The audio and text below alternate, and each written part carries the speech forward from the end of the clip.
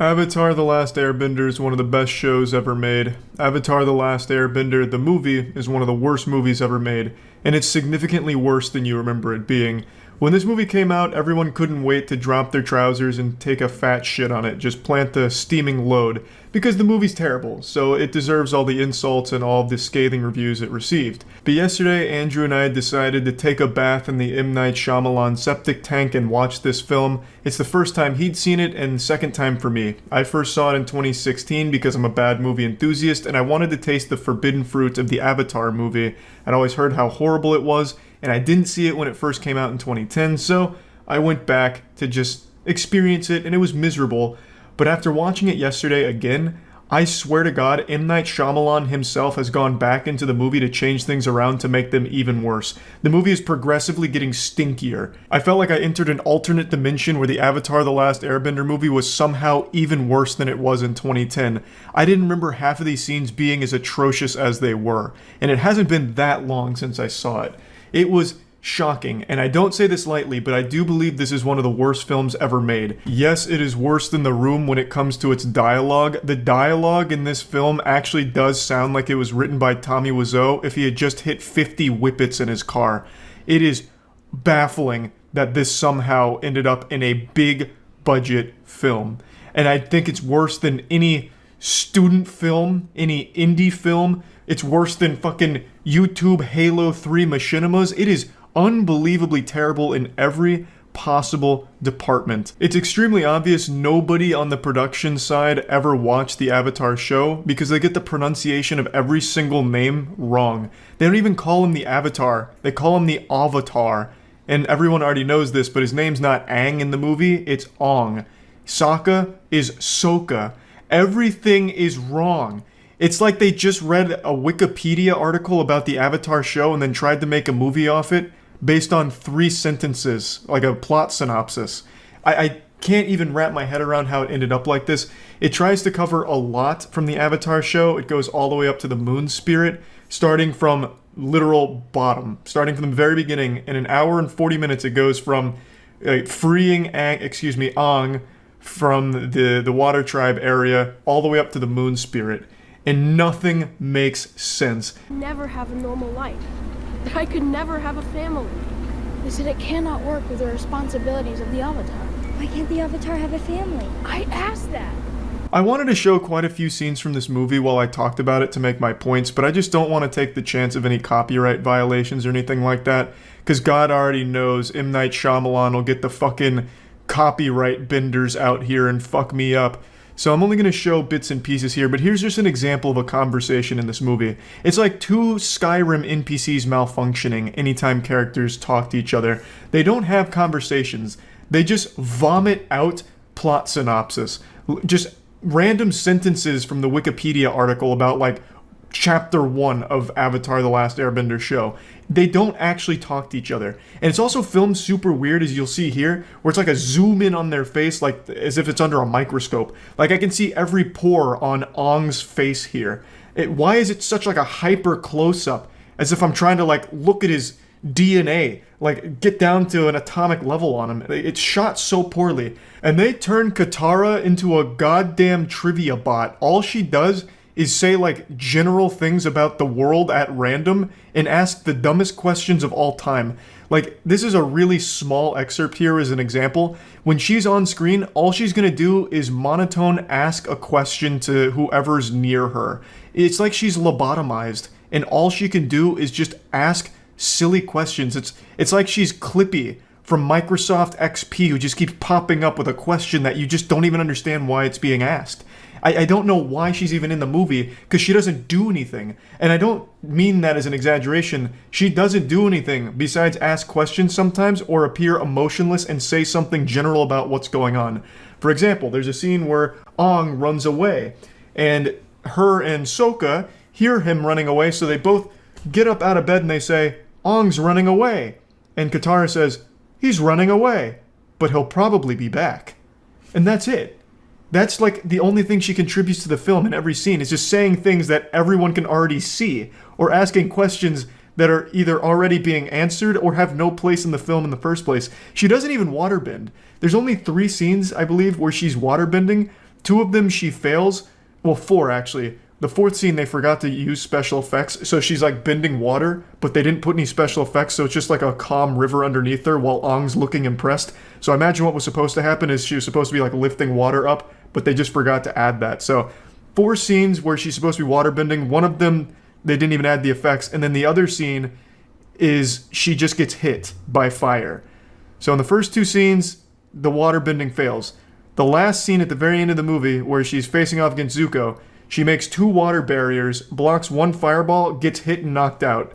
That's it. That's like the last time we see her. She doesn't do anything. I don't even know why she's here. She's just a fucking punching bag. And Sokka, I can't even imagine what M. Night Shyamalan told the actor to do, because when he's on screen, he just looks like he's always on the verge of tears. Like, he's always so serious, and he only has one look in this entire movie. He's like Derek fucking Zoolander. All he does is when he's on screen, he does this. Forever. He doesn't fight. He doesn't contribute anything. He doesn't even really talk. He doesn't make jokes like Sokka does in the show. He is nothing. He is a fucking android that is malfunctioning. Like, you would expect for a big budget movie like this, they would hire actors that actually wanted to be there, but I felt like all of them were just counting down till they could go home. None of them even tried, except for Zuko. Zuko is actually played by a really talented actor named Dave Patel. He's the only one that even gives a fuck in this film, but even he is dog shit here. But he's the only one that I could see was even trying to act. The other ones just sound like they're voice acting on Disney Junior. How'd you get all the way out here?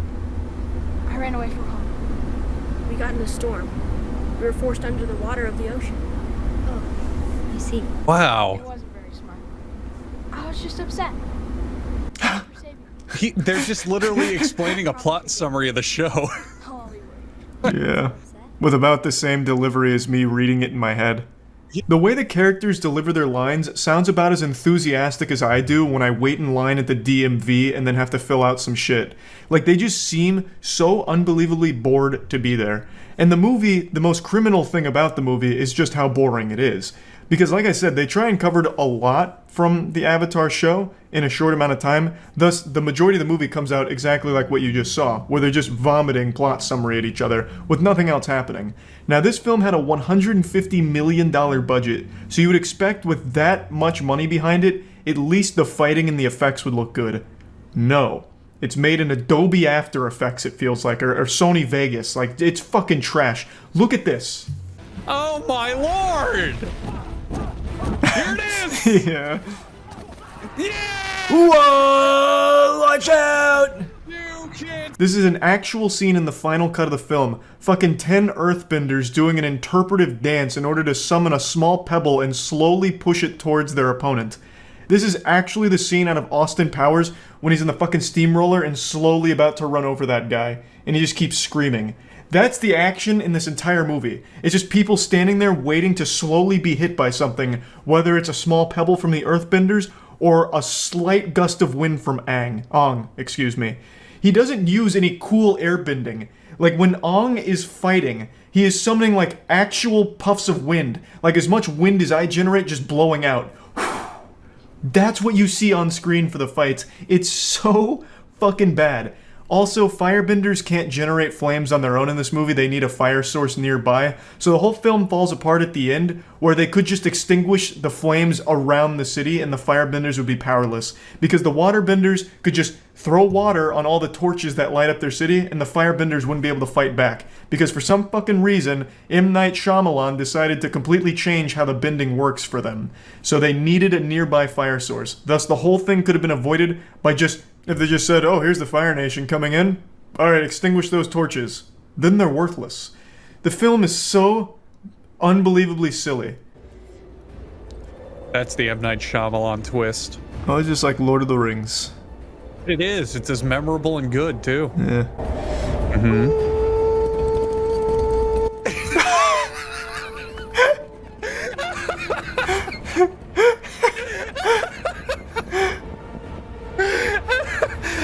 He didn't feel like writing a speech or a line, so he said, go up there and make a noise.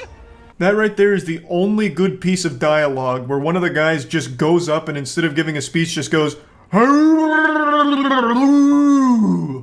the because they just decided not to write dialogue or anything inspirational. Just this random fucking dude goes up there and just makes a goofy noise. That's about as much effort as that went into the entire film. That's the perfect summary of this film. Just go up there and do whatever. I don't care. I got paid a lot of money to make an Avatar movie, but I don't feel like doing any amount of work to make it good. This movie is beyond bad. This movie is like getting a colonoscopy while wide awake for it.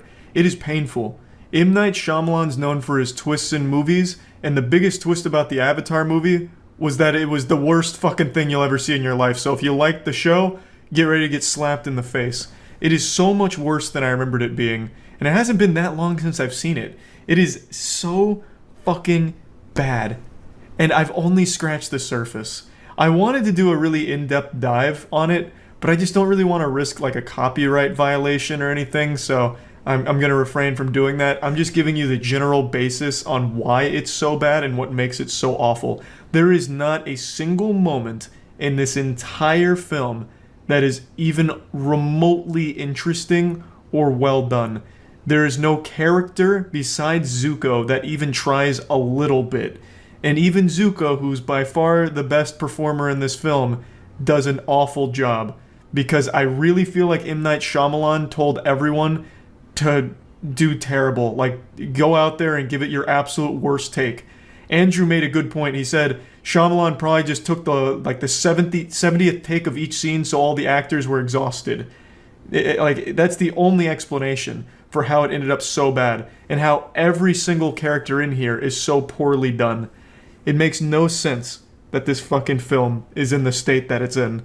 And yeah, I just wanted to talk about it a little bit since I rewatched it yesterday. That's about it. See ya. Hello there. Netflix just dropped a fucking stinker called The Last Days of American Crime, and occasionally I'll watch a movie that's so bad I don't want to put it on the moist meter, and this is one of those cases.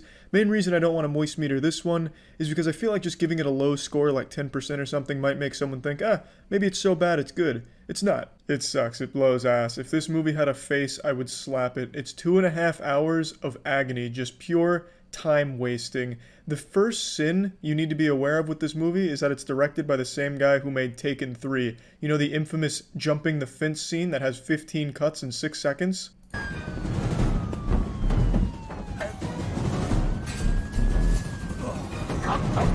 Yeah, imagine that stretched out across 2.5 hours. Now, admittedly, he used significantly less cuts in this movie than his previous work, so he seems to be gradually improving in that department over the course of like 5 or 6 years, so, you know, it's great. He's on the come up now. In fact, I'd argue in each action scene in this movie, there's probably only about 10 cuts per 6 seconds, so he's starting to get the average down. But unfortunately, while he took 1 step forward with his action, he took 20 steps backwards in every other department. It kind of just fucking sucks on all fronts, especially when it comes to narrative and writing and characters and pretty much just general movie making.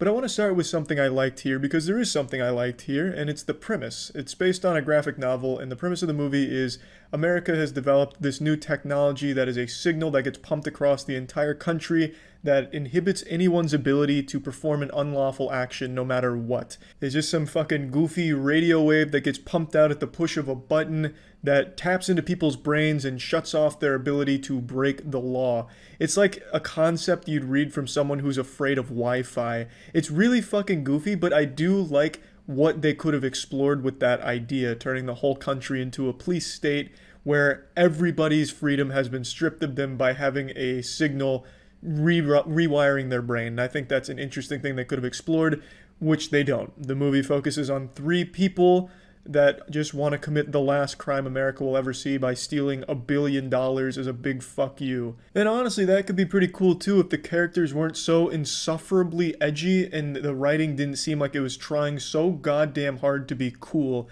The dialogue between these characters is the dumbest shit I've seen in a while. It's like it was actually written by someone's 12-year-old that's going through their goth phase for the first time.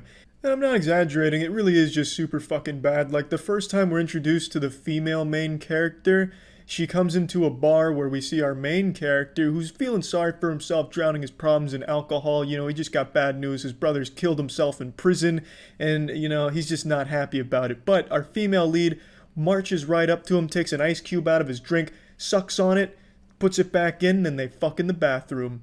After he's ejaculated inside of her, after about 45 seconds of awkward watching of thrusting in the bathroom, she looks in the mirror and says, "Cross that off my to-do list." Main character says, "What?" She says, "Fuck the loser." And that's where that scene ends. Honestly, I was expecting more cuts during the sex scene. I'm pretty sure there weren't any, and I think it was just one static shot of just watching this thrusting against the wall. Knowing this man's directorial decisions, I was half expecting like 20 cuts to come in where I get like a nutsack shot, you know, a quick glance at the nutsack, and then bang a little bit of shaft. You don't want to show too much shaft. Then bang titties, and then bang face, sack, face, done. He could have definitely put more cuts in here is what I'm saying. In fact, I almost missed the cuts. It was just weird watching a static shot of that for so long. I think maybe at this point in this man's directing career, he should just rely on like 1,000 cuts per scene. At least have something unique about it as opposed to just some generic garbage now, because this movie takes generic shit we've all seen before and just makes it worse somehow. And I really can't stress just how hard it tries to be cool. Every character is like an evil character with goofy, comical, evil supervillain dialogue. You know, for example, one of the main's dads is a bad guy, you know? So when the main comes to the dad, he's like, "Dad, you're a bad guy because of this." And then the dad's like, "Well, son, you're a bad guy because you fucked your mother." "No, Dad, that was my stepmom, and I introduced you to my stepmom, and I fucked her because I don't like you, Dad." And he says, "Well, son, who fucks their own stepmother?" And that's the argument that they have. Like, it's just really trying so hard to be like edgy and cool, and while that's not the best example of it, it's still just some dumb shit. But I think the biggest sin of this movie is its runtime. It is 2 hours and 29 minutes. That is far too long for a movie that is just so choppy, all over the place. For an action movie, there's really not much action, and when there is, it's really underwhelming shit with not a whole lot going on or a whole lot of moving parts or interesting things. It's fucking boring. It is a slog. It's a fucking chore to watch. It is not good. For a movie about being unable to commit crime, the fucking director committed the biggest crime of all and made this movie so fucking long just to waste as much time as possible from the audience. Which is a shame because, like I said, the concept is cool, and I do think the actors did try at least to put on a performance given what they had to work with, and I respect that. But man, the movie is just so all over the place, and that's another thing. The editing in this movie doesn't make a whole lot of sense. Like, scenes will just jump all over the place without anything connecting them, just all very loose. Towards the end of the movie, it feels so rushed that it all falls apart. It's so fucking dumb, and I'm really upset because it has my boy Charlton Copley in it, and I fucking love him. I think he is a criminally underrated actor who is so talented but keeps landing some bad roles and some bad shit. This being one of those, which is a shame, but again, I am a huge Copley fan, and his character in this movie isn't that bad, but even his character just feels like a useless, dumb character. Like, it just, all of it just feels so fucking empty. So 2.5 hours, not worth spending watching this movie. That's what I wanted to talk about. Just not a fun movie. Not so bad it's good, just a shitty movie. And yeah, that's about it. So yeah. Please forgive me, Father, as I step into this holy church and confess to a sin in front of the eyes of God and weebs. I've never seen Cowboy Bebop. I know that's shocking. I wouldn't necessarily consider myself a turbo otaku, but I've watched a lot of anime, and I've never seen Cowboy Bebop. It's one of the most beloved anime of all time. It's like 20-something years old now, and people still talk about it to this day. It's a show I've always said I'll watch at some point, and god damn it, I will. But I haven't yet.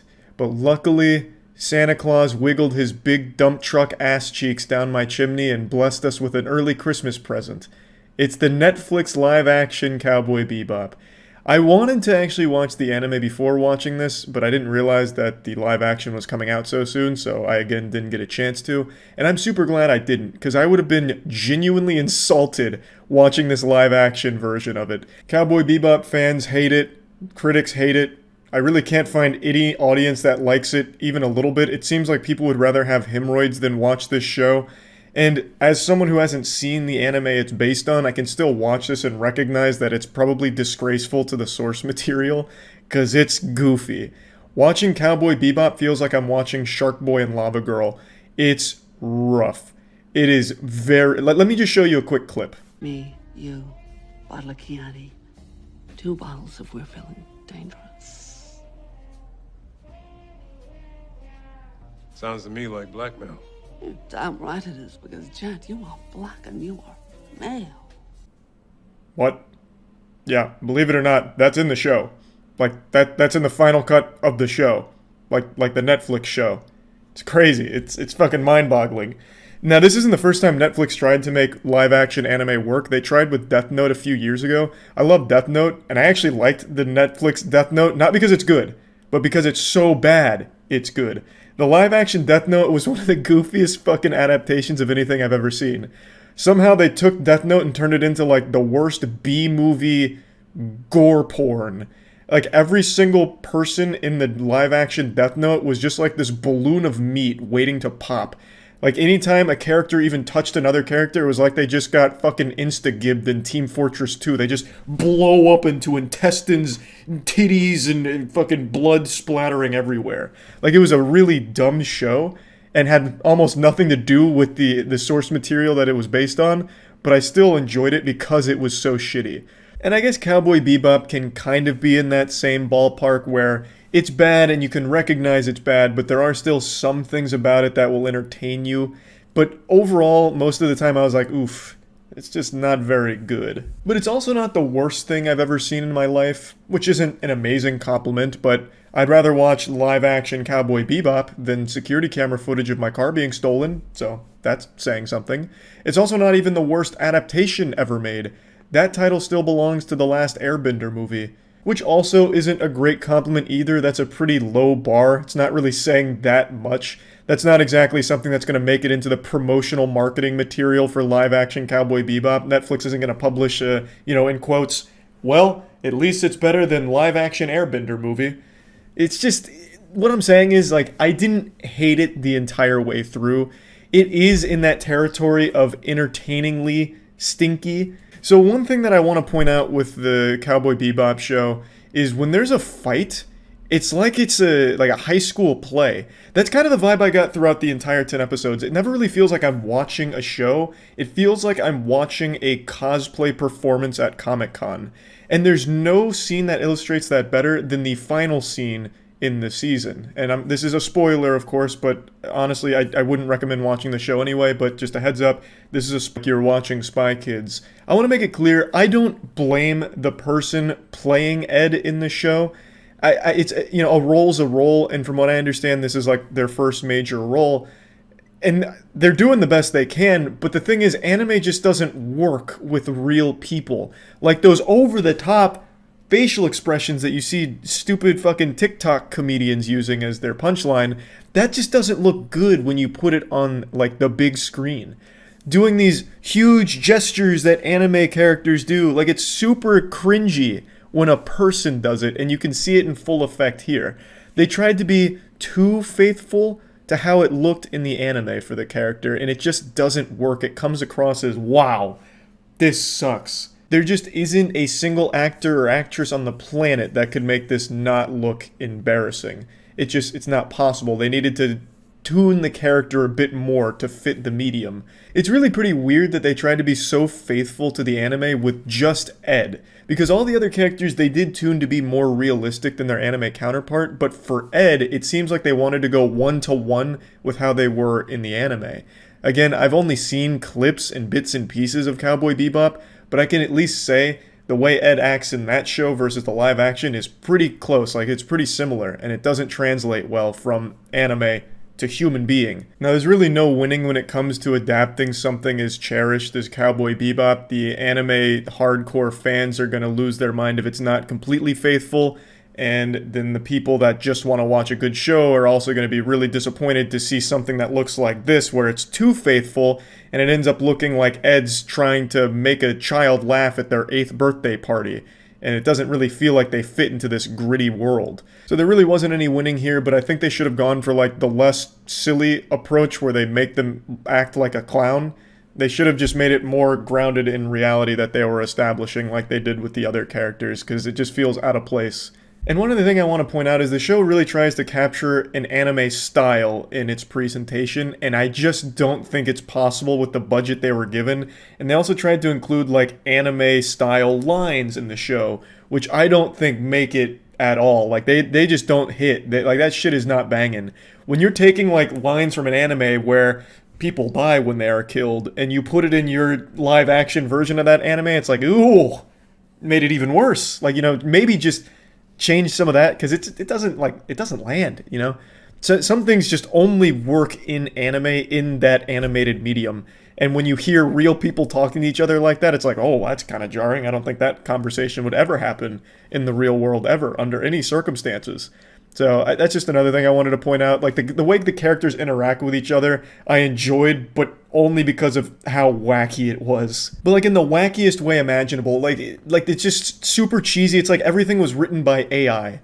So I don't think any of the actors or actresses did a bad job in the show or anything. I think they did their best with what they were given. It's just the script and also the scope of the show would have required a budget 100 times the size of what they used here. You can really feel that it's kind of on the lower end of a budget for something this size. So they did the best with what they had to work with. But like when they're talking to each other, it is so laughably weird and out of place. So like, for example, in one of the early episodes, Jet Black gets a guy's hand. He pulls his hand off, and then him and Spike, they go on the ship, and he's like, I've got this, and he throws the hand on the table, and Spike goes, good, I needed a hand. And it's like, wow, that was like the most low-hanging fruit imaginable, and they actually said it and published it. And it's like that stretched across 10 episodes. Like, there's not a whole lot of great chemistry between the characters, because it feels like it's just like quirky lines all the time, and that's their personality with each other. It's just, again, something I feel only would really work in the anime version. Just to sum everything up, why make this at all? This was just a big misfire. I don't think anyone wanted this, nor is anyone happy with the result of it. It was just not a good idea, even from the get-go, to try and make Cowboy Bebop work as a live-action show. It does seem like there was at least some passion put behind it at some point along the project, but it's misplaced. There was no reason to try and even make this in the first place. And if you were going to attempt it, it needed a bigger budget to capture the scale and scope of the anime. So, overall, not very good. That's about it. See ya. Avatar: The Last Airbender is one of the most cherished cartoons ever made. It's an absolute masterpiece. And when you think of Avatar: The Last Airbender, do you also think of Game of Thrones? I imagine for all of you with a functioning frontal lobe, the answer to that question is a resounding no, which means you are not a showrunner for the live-action Netflix adaptation of Avatar: The Last Airbender, because for some reason, these absolute goofball-brained goobers think that they needed to change the show around to appeal to a Game of Thrones audience for some reason. I don't even think it's necessary to even entertain that delusion, but I'll do it briefly. Why? Let's just state the obvious here. Avatar aired on Nickelodeon. It's a cartoon. That is a children's station. Now, of course, Avatar is a cartoon that transcends just like a child-appreciated show. All ages can appreciate it, but it is family-friendly. Game of Thrones has titties and blood and shit out the wazoo.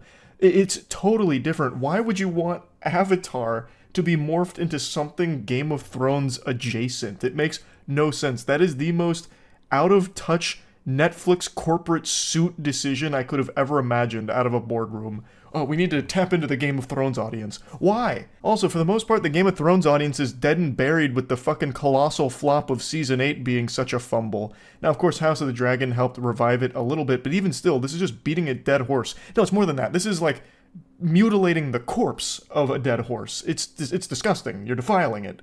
I just can't understand that decision at all. It's like if you were doing a live-action adaptation for the Care Bears and making it dark and gritty for no reason. Yeah, we saw all the whimsy and the childlike fun of Care Bears, and we wiped our ass with it. We said, it's time that Care Bears gets with the program in the 21st century. It's time that we adapt Care Bears to fit the modern audience, and we wanted to tap into fans of the Human Centipede franchise to welcome them into the Care Bears universe. Just, what are you doing? What are you doing? Now, I already made a video talking about, like, the first trailer that dropped for the Avatar series, and like I said, visually, I think it looks pretty good, and I had somewhat of an optimistic outlook on it, but I had to mention that I was still very skeptical because the creators of Avatar walked away from this Netflix adaptation quite a while ago, stating creative differences. So the actual creators that put together this masterpiece left it because they didn't like the direction it was going. And now, as it gets closer to release, it comes out at the end of this month, it's pretty clear why they left. It's because they're changing all of the most important fundamental aspects of Avatar. It's very clear why the creators would have abandoned this pile of shit. It's not looking good. Visually, it's certainly better than M. Night Shyamalan's Sin from 2010 with the last Airbender movie, but narratively, it's looking like it could be even worse somehow.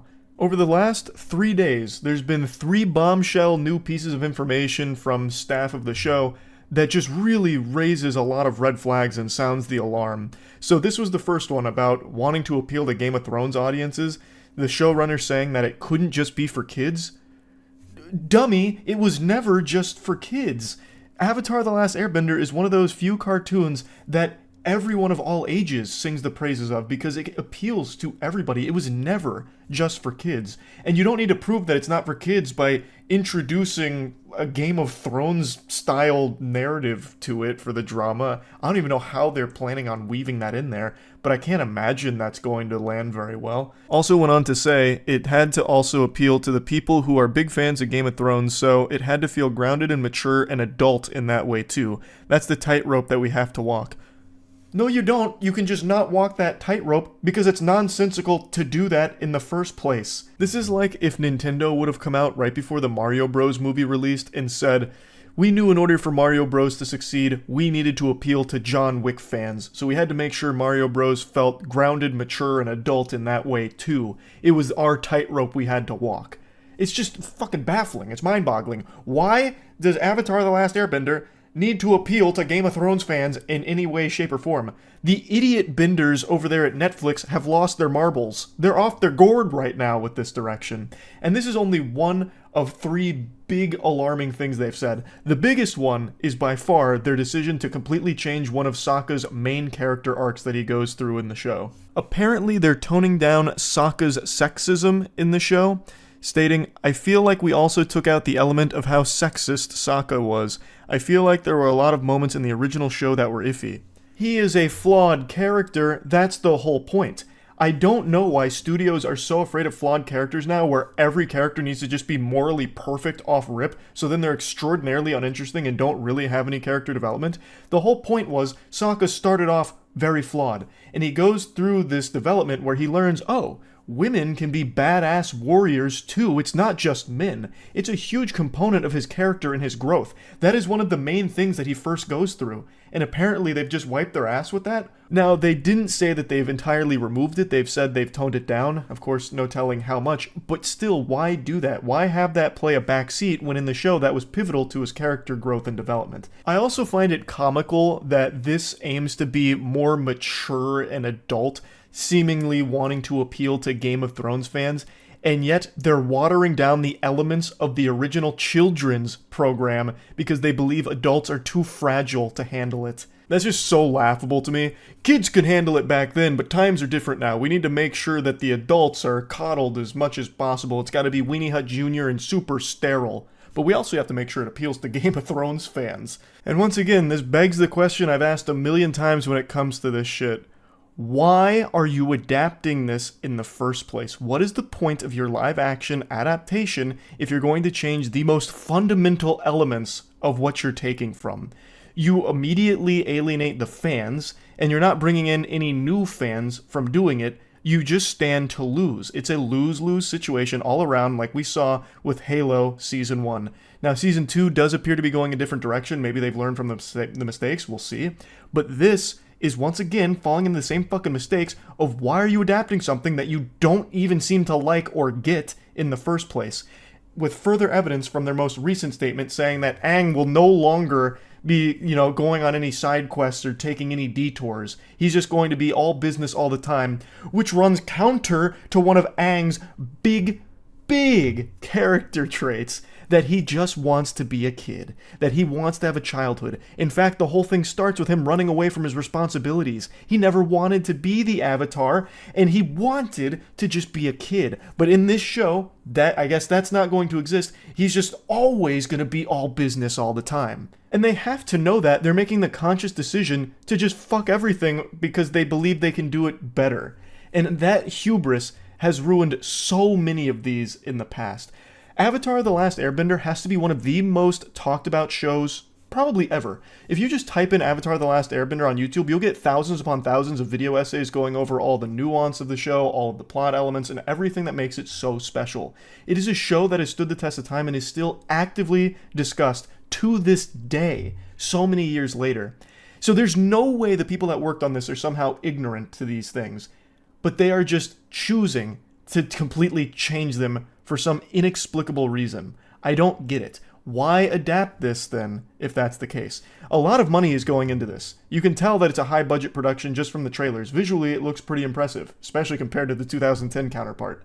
So why waste all that money? You could have just done a more faithful adaptation, and I've always said I don't really see a point in adapting something one-to-one. I do believe you need to take creative liberties, but not when it comes down to the most fundamental elements of what makes that property special in the first place. You can interject your own style and your own creativity into that universe while still keeping the DNA of it intact. It really isn't that difficult, and it has been done successfully in the past. Like, it just takes some care. I hate to keep referencing this, but I really thought they did a great job. The One Piece live action. It had the creator on board, and you can really see that that helped. This had the creators on board, and they clearly must have been ignored, and all of their advice fell on deaf ears because they eventually walked away from it, and now we're left with what seems to be an impending disaster in the Avatar universe here. Yet another live-action Avatar blemish. It doesn't compute with me how many times they have to learn this lesson. These shows, when you're taking from a beloved IP, need to at least pay respect to it. This seems to be actively against it. We needed to change the whole show around so it wasn't just for kids, so it could appeal to Game of Thrones fans. When again, it never was just for kids in the first place. We had to change Sokka pretty substantially here because the whole sexism thing, it just wasn't sitting right with us. It was very iffy. Even though that was extremely important for him as part of his character growth. It's not like they used his sexism for, like, jokes or to put people down or belittle women or anything. It was never used for, like, shock or anything. It was actually used because it showed that he was flawed and needed to grow. And he did grow. Like, it's just so fucking frustrating. Like, I don't get it. Why even keep doing these adaptations? So yeah, I'm not optimistic about this show. I guess we'll see. Maybe it surprises me and everyone else and it comes out and it's a banger. I just don't have any hope for that being the case anymore because of every interview they do just making it sound more and more dog shitty. That's really about it. So yeah. Yeah, I just watched the live-action Dragon Ball movie. Don't cry for me. I did it to myself. It really feels like this movie spits in your eyes when you watch it. I've never watched a movie and felt like genuinely offended until today. I almost made a goddamn twitlonger about this film. So I'm sure all of you know Dragon Ball Evolution is a 2009 live-action Dragon Ball movie, and it's abominable. And I'd never actually seen it. I'd always just heard how bad it was and just assumed it couldn't be worse than the live-action Avatar The Last Airbender movie. But after finishing it, I can absolutely confirm that it is worse. The first rule is, there are no rules.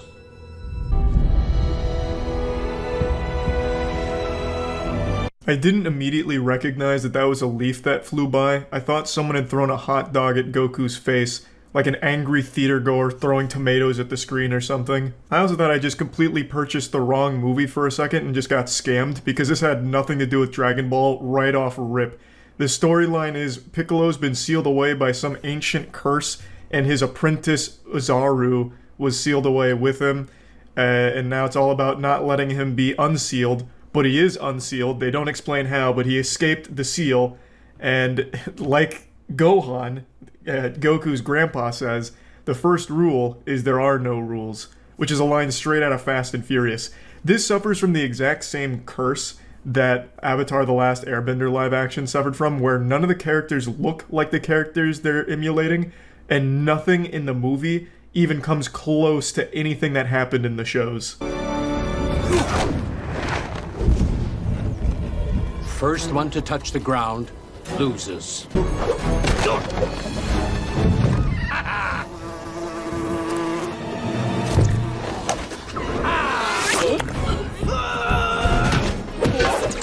Yeah, that's a real scene in the movie. This isn't a fan edit. That's the level of visual effects that this movie comes to the table with. That little fly looks like an actual student's first attempt with Adobe After Effects after watching 2 YouTube tutorials on it. It is embarrassing how awful the visuals are here. Now, I will grant them that this movie had a $30 million budget, which by all measures for a theatrical release is pretty low, so they had to make do with what they had. So I'm guessing they just hired a team of high schoolers for CGI.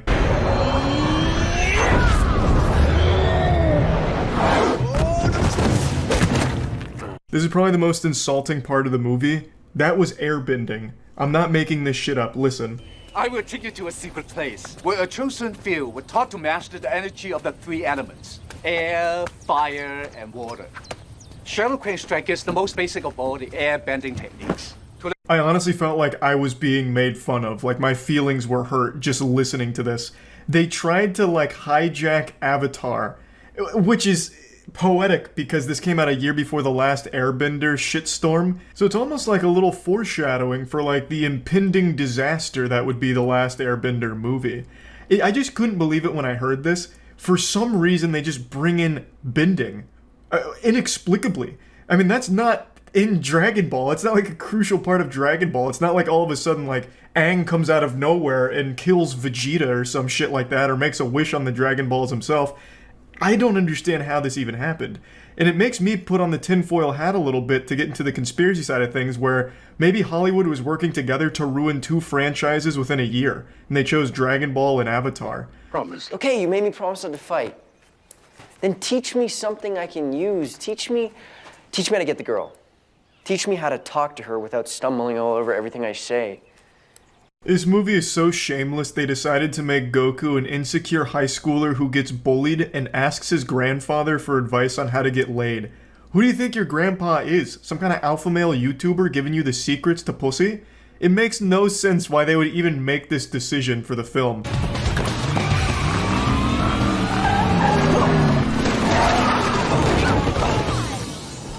Hey, Fuller, you just wrecked my bike! Agundis, did you just fart, man? Because I could have swore I just heard something.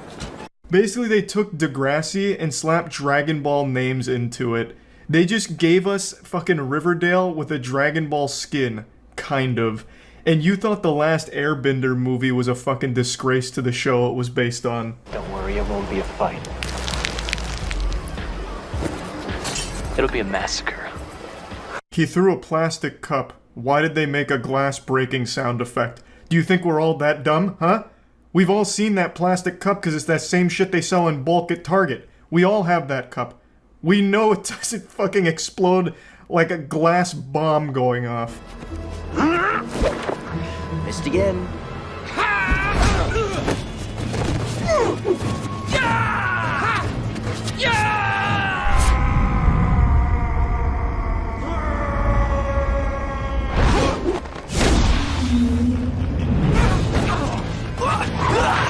He gets invited to a party, his bullies are there and they want to beat his ass, but he made a promise not to fight them, but he didn't make a promise not to dodge them and make them fight each other. So he dodges all of their attacks and they end up beating each other's asses instead. And I have to wonder, what high schoolers fight like it's the goddamn Crouching Tiger, Hidden Dragon? One of them comes in with like a flying drop kick from across the fucking driveway for Goku to dodge. But anyway, he ends up dodging everything, they all hurt themselves, and Chi-Chi was watching and instantly falls in love with him. Doing good. Hey, Fuller! You got a couple of dings there you might want to try buffing out.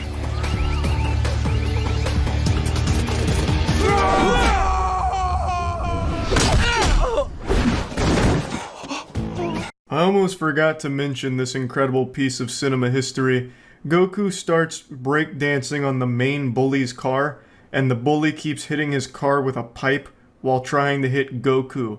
But his moves are too smooth. He hits the meanest head slide of all time, going right across the hood of the bully's car. Bully hits it with a pipe again, breaking it even further. I mean, the resale value is tanked because Goku is so good. And then he dodges 2 bullies' attacks and they hit each other with their pipes. And that's game over, baby. He unleashed the dragon. He went Dragon Ball turbo mode. I know this may be hard to believe, but we're a lot alike. This is the best birthday I've ever had. Goku and Chi-Chi share very spicy interaction here, a lot of flirting, and my god, there is no chemistry between them. It's like chocolate milk and cereal. They just don't go well together. But while they're engaging in this flirting, Goku's grandpa gets murdered by Piccolo. He uses the Force to kill him.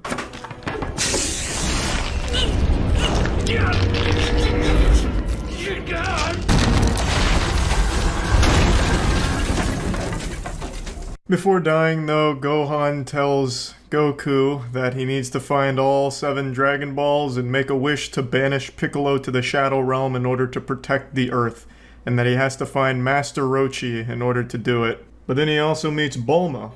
Who's the idiot? Look at it. Oh my god. Pretty fucking epic meeting, I will say. And then they manage to track Master Roshi down to a fucking, like, Dr. Seuss house in the middle of a lake outside of a city. But not really outside of a city, it's still like in the city in a retention pond, basically. Bulma! Bulma! Bulma, wait! Looks like I'm the idiot, so I thought that was water when I first watched it, but now that I'm editing it, I realize that it's actually floating above a bunch of shit. So I'm really confused on where this is and how this exists. Even more so now. But yeah, I guess it's not water. I don't exactly know what the fuck this is, but this is where they find him. I am Lieutenant Roshi, the Invincible! My grandfather is dead. An inspired performance as Master Roshi here, honestly, 1-to-1 with the anime. And speaking of 1-to-1, let's take a good look at Piccolo.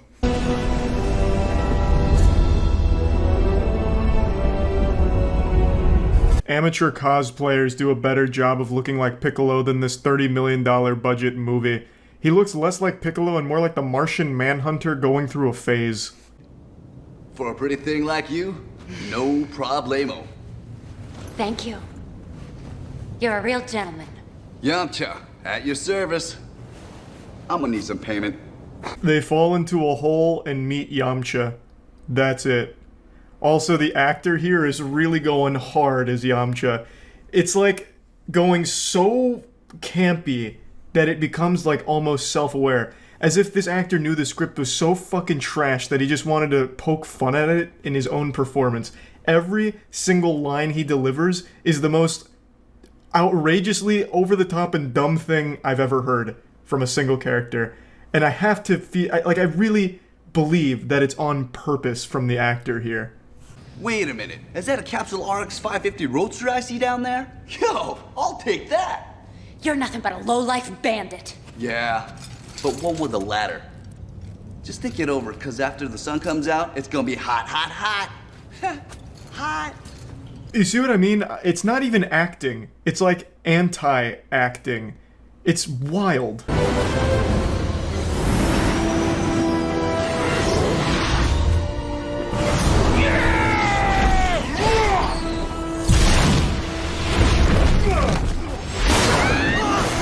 I'm just not gonna bother showing anything from like the middle part of the movie. Eventually Piccolo gets all the Dragon Balls through the most underwhelming and unentertaining means imaginable ever. So I'm doing you a favor, but this is when he's about to summon the dragon, so he gets into like a Ginyu Force pose. Like he fucking T-poses and says, you know, like a prayer or something that Master Roshi interrupts. And you could see again the visual effects on full display here. You could feel every goddamn penny of that $30 million budget shining through in this beautiful spectacle. Is a shell. This is who you are. This was the big twist. Ozaru, the main bad guy that they needed to stop, not just Piccolo, but Ozaru, turns out to be Goku. He goes great ape form, kind of. I mean, that's how it is in the anime, but here he goes moderate werewolf mode, and then unfortunately in his anger and confusion he kills Master Roshi. Can you win? Don't let Ozaru destroy the Goku in you.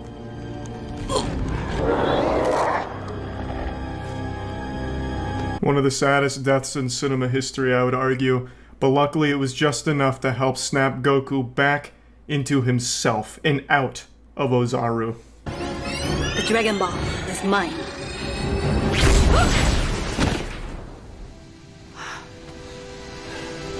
Oh yeah, also Piccolo's sidekick gets shot and killed here. I don't think she ever even got a name. I'm pretty sure they didn't even bother to give this character any identity whatsoever.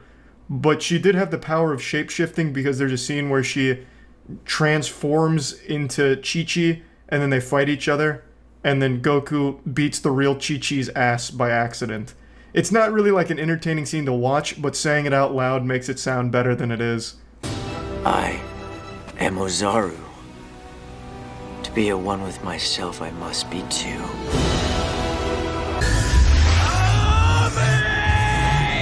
Again!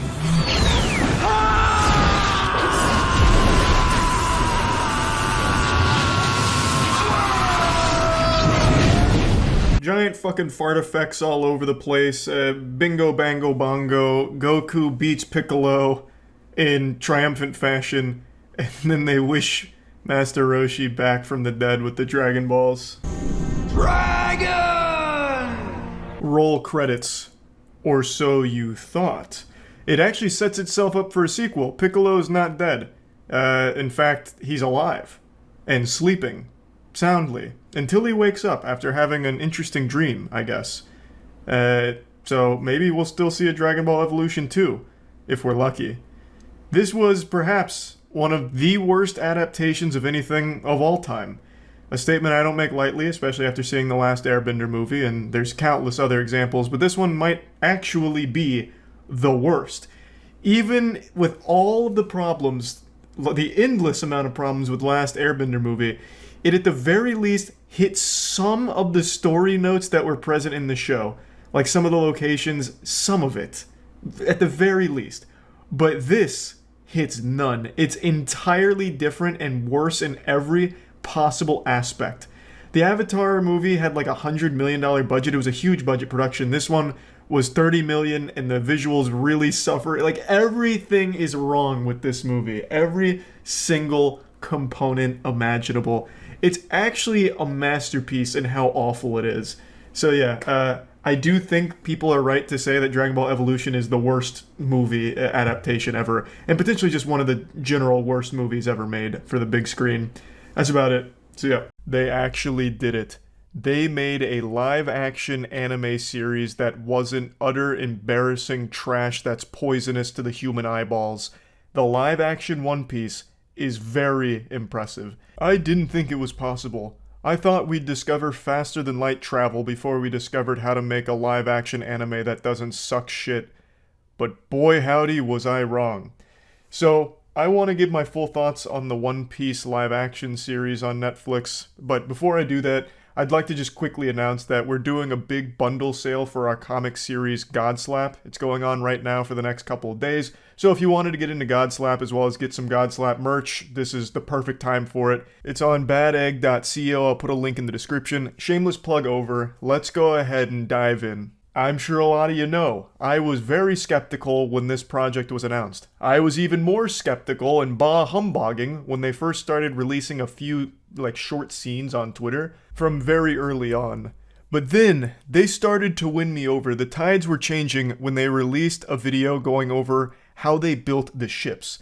Because it's practical effects there. They actually built the fucking ships, and they look spectacular in the show.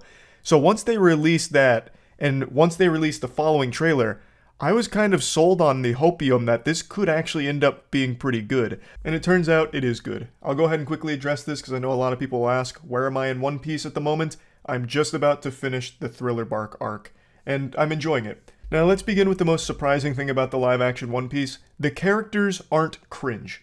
They actually do a really good job with the characters because they do something very smart.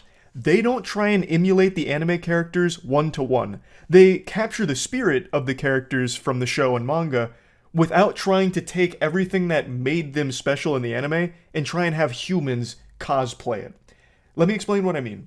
One of my biggest criticisms about adapting anime into live action, the one that I made very vocal with the Cowboy Bebop fucking catastrophe, is that you can't take an animated character and mimic that personality with a real person. The flesh of an organism can only convey so much. However, in animation, you have limitless freedom of expression. And in that medium, it makes sense. It feels natural and normal. It's not like embarrassing or weird. But if you take that and try and have a person do it, then it becomes pretty unwatchably bad. The perfect example of this is actually with Cowboy Bebop, the character Ed, who appears in the anime and the live action. And in the live action, they tried to one-to-one clone Ed. So, they had the live action character of Ed doing the same things the anime counterpart did. Oh, well, Spike, it looks like, you know, that kind of shit. And it's hard to watch. It turns out taking an animated character and trying to translate it to a real person doesn't exactly go over super well or look all that great. And One Piece must have recognized that because they don't. Again, the spirit is completely intact. All of the characters in the live action feel like the characters in the anime and manga, but without them coming across as some kind of half-baked bootleg carbon copy. And that is so refreshing. One Piece has a lot of quirky characters. You know, even as simple as like laughs, they make very over-the-top and fun. Stuff like that. And what I expected going into the live action is they'd try and keep that same DNA and put it in the live action, and it wouldn't land. But they don't. They take that DNA and put that motherfucker through CRISPR and splice it. They keep the spirit while making it work in live action. Best example is actually Luffy. Now, a lot of you know I haven't been the biggest fan of Luffy, which has made me the #1 most wanted on the grand line of the One Piece community. My fucking wanted posters in the billions of berries because I wasn't the biggest Luffy enthusiast. I'm not gonna get into the weeds of it, but in a nutshell, the Cliff Notes version was, and according to a lot of members of the community, this is a dub-only problem, so perhaps that's why, Luffy as a character displayed very simple personality traits without a ton of growth. Outside of some very pivotal moments with the crew and very personable moments between Luffy and the crew, the most part was just spent ironing him as stupid and obsessed with meat. And then just nerfing him, taking him out of the equation by getting him stuck in between 2 buildings for 15 episodes or getting him stuck in a snake's belly for 15 episodes, that kind of thing. But as the series has continued to evolve, Luffy is now starting to develop as well. Like I mentioned, in Enies Lobby, he finally recognized that he needs to change as a captain in order to better protect his crewmates. He can't just overpower everyone as he was. Thus, he started to develop new ways of keeping everyone safe and fighting for his friends, so he develops the second gear. And now, going through Thriller Bark, he is only continuing to develop. Thus, I am starting to warm up to him more and more. I got a little sidetracked there. I did end up dabbling in the weeds a bit. The point I wanted to make is Luffy goes through emotional development in the anime over a long period of time. In the live action, they actually take that and condense it to 8 episodes very effectively, I felt. Now, the show does follow the anime and manga story beats pretty closely for the most part, with of course some creative liberties taken to make it more conducive to live action. And I think for the most part, all of those changes work really well. The tone of the show is actually far more mature than I would have expected. Like, the characters, aside from just having the mouth of a sailor, some potty mouth, they actually say fuck and shit. They say shit a lot. They actually increased the maturity of most of the characters as well. Like, for example, Usopp. Usopp in the anime, when he first joins the crew, he is very in-your-face, over-the-top with constant yelling and joking or telling stories. And in the live action, he's very mellow. They really tone that down. Like, he's serious more often than he's silly, and it actually works pretty well.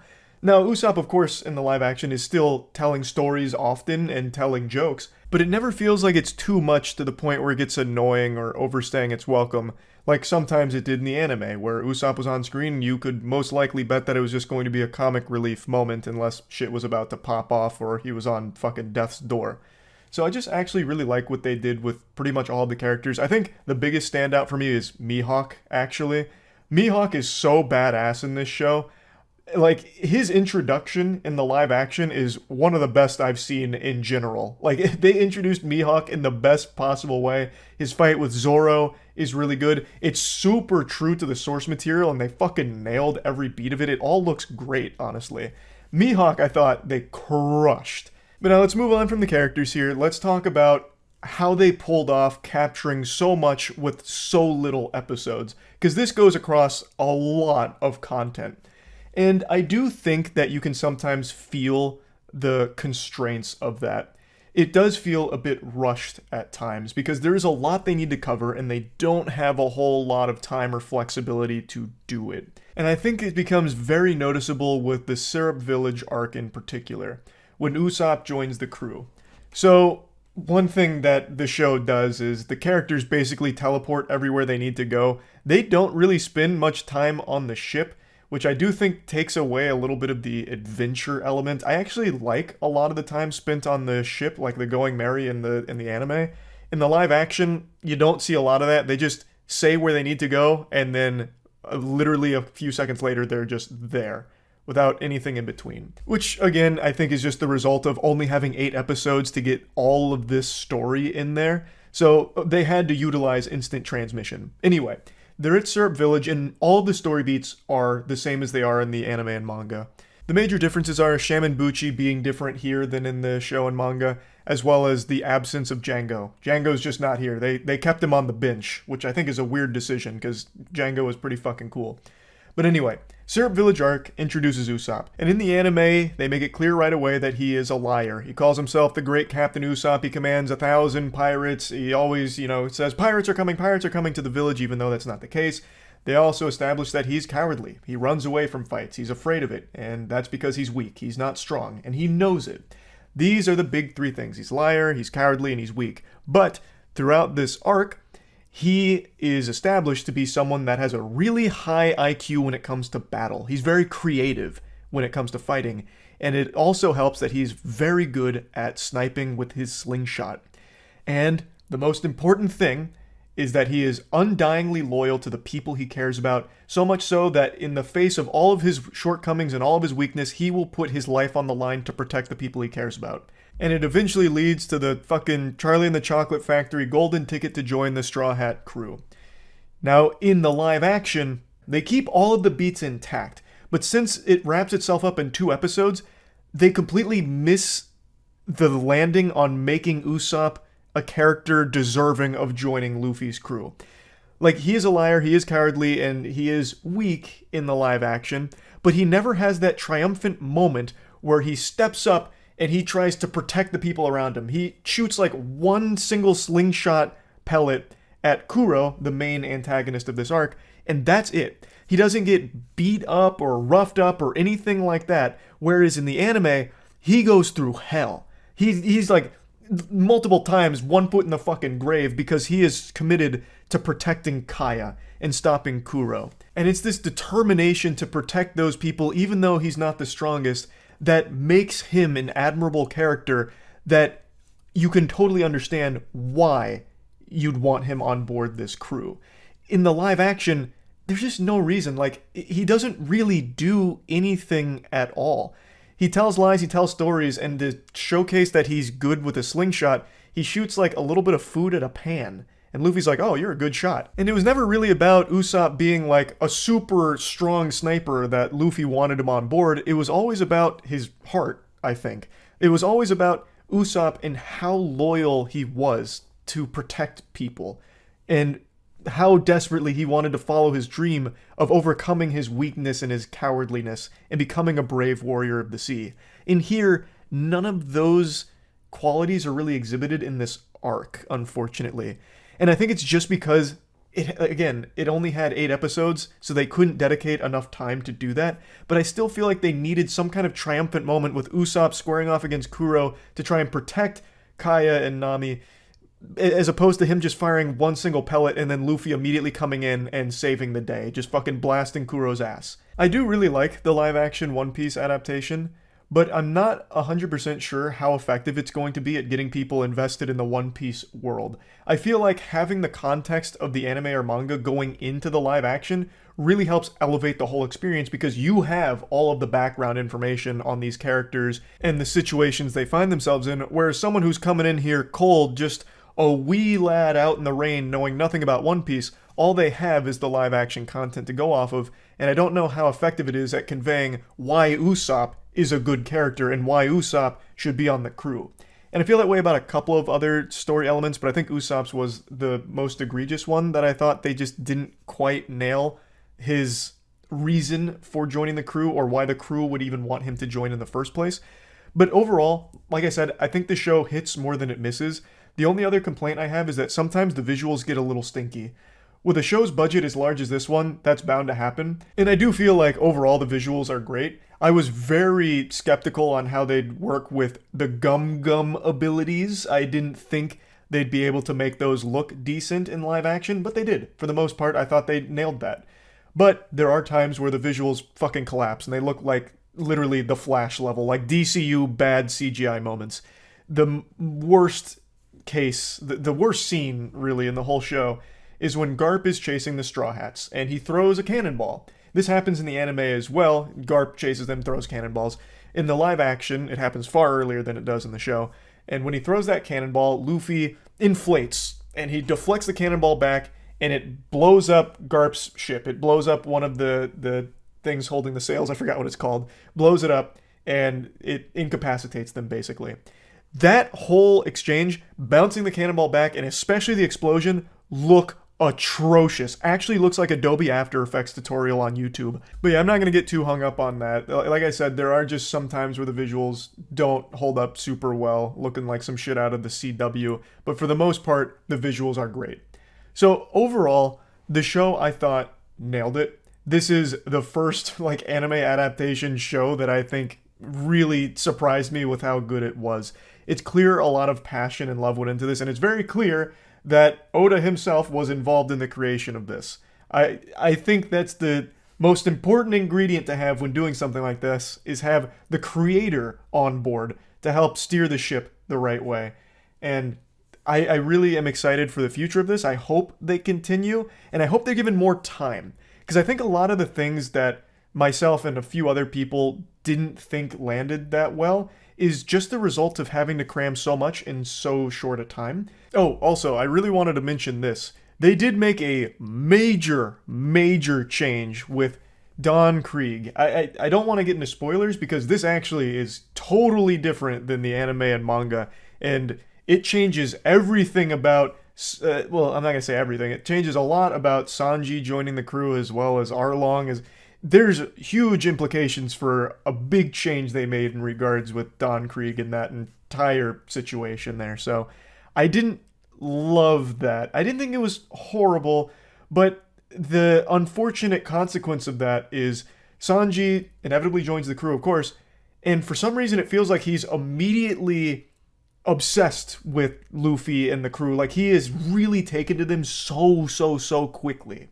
Again, the result of needing to cram so much content in so short a time, but it just feels really out of place for Sanji in particular, who comes aboard with no hesitation whatsoever, no real conundrum or really any thought whatsoever aside from just, sounds good, I'm in. And then immediately he's ride or die with this crew forever within a couple of minutes.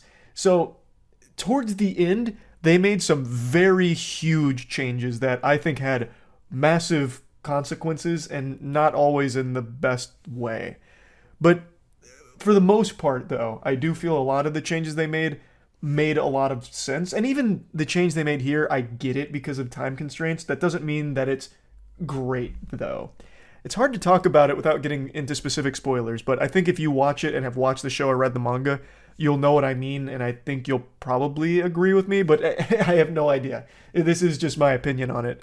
But anyway, overall, I did really like live action One Piece. Plugging it into the moist meter, I'm going to give it a comfortable 80%. And I'm very excited to see what they do with this going forward, if it's popular enough to get a second season. But yeah, anyway, that's about it. See ya. Avatar: The Last Airbender is one of the all-time great shows. But unfortunately, it's a property that has been abused by some truly evil scoundrels over the years. There's been a complete failure and an insult to its legacy in a live-action movie that M. Night Shyamalan directed over a decade ago. There's been a handful of unforgivably trash games, even as recently as a month ago with something called Quest for Balance, which is a $50 super stinker that was shat out from the rancid, vile bowels of Game Mill. It's more torturous than a saw trap. The goddamn Brazen Bull was more humane form of punishment than playing Avatar Quest for Balance. And when Netflix unveiled a few years back that they were going to be trying again for a live-action Avatar, a lot of people rolled their eyes and wet their pants, going to bed very concerned and scared because no one that's a fan of Avatar wants a repeat of the 2010 movie that M. Night Shyamalan made. Yesterday, the trailer finally dropped for it. And I didn't know what to expect. I didn't know if it was going to be a blessing or a curse. And I feel as though I'm the only one qualified to opine on the quality of a live-action Avatar because I believe I'm the only person on this fucking planet to see the 2010 live-action Last Airbender movie multiple times. I exposed myself to more radiation than fucking Chernobyl ever was by watching this movie multiple times. I made a whole video on it, breaking it down. It is abhorrent. You can really feel the hate that M. Night Shyamalan has for the property. In every single shot, there's just this miasma of agony that is just oozing out of the film. It's something truly special. So I honestly don't think there's a single dimension in the multiverse where the Netflix Avatar would somehow be worse than the 2010 movie. You couldn't try to make it that bad. They couldn't even pronounce Aang's name correctly in that movie. They called him Ong. So I'm happy to report, rejoice Avatar fans, that the Netflix trailer for Avatar live action is pretty good. It's certainly better than the 2010 movie. I know it's a low bar to set, but it clears that for sure. It does seem like they have a team together behind it that cares. I did enjoy it. Now, I do want to dive in a bit more in depth on my feelings about this project going forward. I am still a bit skeptical on how good it's going to turn out. Many of you might not remember this, but 3 years ago, the creators of Avatar The Last Airbender actually walked away from the live-action project, citing some creative differences internally that they couldn't reconcile. So that makes me a little concerned because they're not going with the creator's vision, and their vision is the one that led to one of the most iconic cartoons ever made. That usually doesn't bode well. Now get out your pen and paper because I'm going to take you to class real quick. Let's cite a very recent example here. The success of the live-action One Piece. A production I thought was doomed for failure. I was bah-humbogging about that bad boy for many moons. I didn't think you could take an anime and translate it to live action successfully. I was wrong. And one of the main reasons why I was so wrong is because I didn't realize how involved the creator of One Piece, Oda, was in the production of the live action. And it's very clear that that was the biggest difference maker. You can feel Oda's presence throughout the entirety of the live action One Piece in order to steer the ship properly and make a very good show that stands on its own two legs even outside of the One Piece anime. So people that have never seen the anime still really like the live action. For example, Danny. Danny never watched the anime, he loved the live action, and it got him into the anime, which is something I didn't even know would be possible. So clearly having the creator of the property you're adapting involved is extremely important. Stand back, I'm dunking from the free throw line with this next example I'm dropping on you here. Live action Cowboy Bebop from Netflix. The live action Cowboy Bebop is an absolute disaster, a fucking full-blown Category 5 catastrophe of a show. And guess what? The creator of Cowboy Bebop was not involved in the production of it in any way, shape, or form. And look at how it turned out. It is horrible. That piece of garbage is so foul, if I took a shit on it, my poop would be embarrassed to be on top of it. It is bad. So the fact that here, the creators of Avatar threw their hands up and said, "Bye-bye, pussies, we're not doing this, we're out," is a little concerning, because it makes me nervous with the direction that they're going to take this. Like, this could turn into some kind of fucking sci-fi show. They might try and make this Stranger Things, but with airbending. Like, who knows? So, while I do think the trailer is fine, like, it looks good, I'm still nervous. Another thing I've talked about a lot on stream, and I still firmly stand by this, if you're just taking a animated show, Avatar in this case, and translating it one-to-one to live action, it feels worthless. You already have a beautiful piece of animation that tells an incredible story. taking that and then just putting a new coat of paint on it just doesn't really seem to do much. Kind of like Lion King, where they took the Lion King animation and then turned it into a pseudo live action movie with the CGI Lion King, which is basically just the same movie, but with CGI instead of, 2D.